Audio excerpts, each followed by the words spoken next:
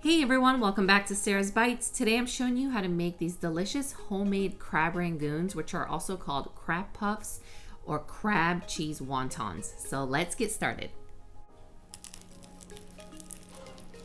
In a large mixing bowl, take out your 8 ounces of full fat cream cheese. Put that in there so that it can start to warm up a bit because it'll help to stir everything together when the cream cheese is not so cold and hard.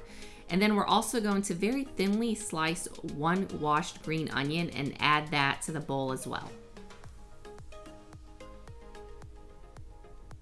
Now, I know using imitation crab is kind of controversial and it's a deal breaker for people, but my answer to that is if you want to splurge and get yourself a bunch of real crab and cook it yourself and put in these crab rangoons, definitely go for it. It will taste better because, I mean, let's be honest, there is no comparison with imitation crab to real crab.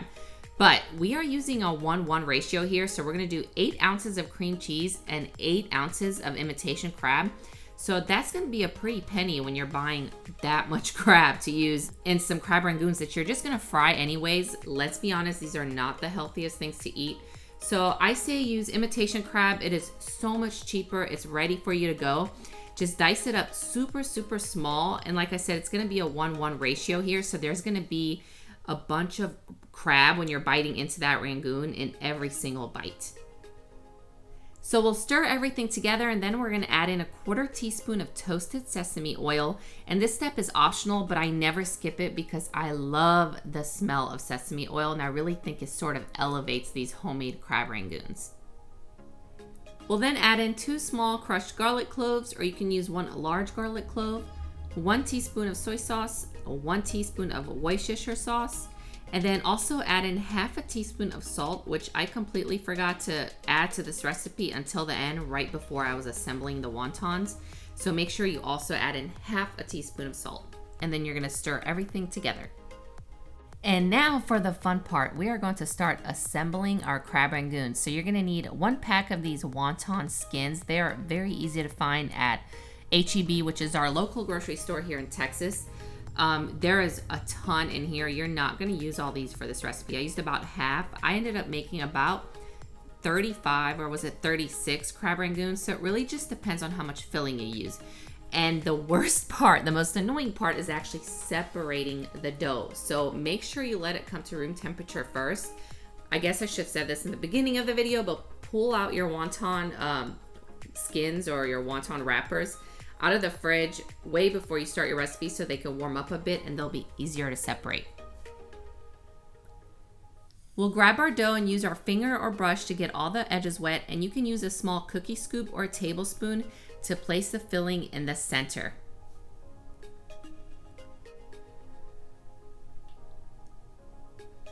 Then we are going to grab the opposite corners and bring those up, and then you're going to grab the other opposite corners and bring those up as well. So we're going to have all 4 corners meet in the middle, and you're going to go around the rangoon and just sort of pinch that dough together to make sure that none of the filling is going to ooze out when we are frying these. And we'll place all of these on a plate as we go.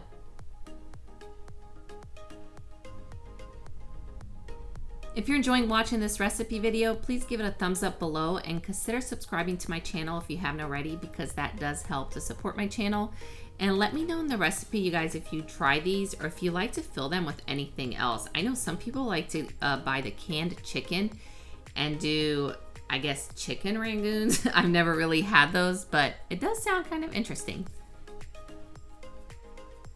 Once you finish assembling all of your crab rangoons, we're gonna start to preheat that oil. I just use vegetable oil for frying. You can use canola oil as well. This step does take a little bit of patience because you have to keep checking the oil. It's good to keep it around 350 degrees. And as you fry these, you're gonna notice the temperature may drop a little bit, so you can check it from time to time. But you can also test it by throwing a piece of the wonton dough inside the oil, and if it starts to fry right away, you're good to go. And of course, with frying anything, we always just want to be mindful, safety-wise, about how hot that oil can get, and just kind of keep an eye on that. So we're gonna fry these for about 3 to 4 minutes, definitely no longer than 4 minutes, because you don't want the cream cheese to start oozing and melting out of those. I do about 3.5 for each batch, and I do only about 4 to 5 crab rangoons at a time. But all of this depends on the size of pan or pot that you're using. And I like to get about at least 3 inches of oil in the pot that I am using. I've also tried air frying these before, and they did turn out pretty good. They were crispy and crunchy, but I guess the inside just wasn't a melty type of cream cheese mixture as they are when you are frying them in oil on the stove. So it's almost as if they were a little bit dry. So I'm not sure if maybe I just air fried them for too long. So I just went back to the old method of frying them this way.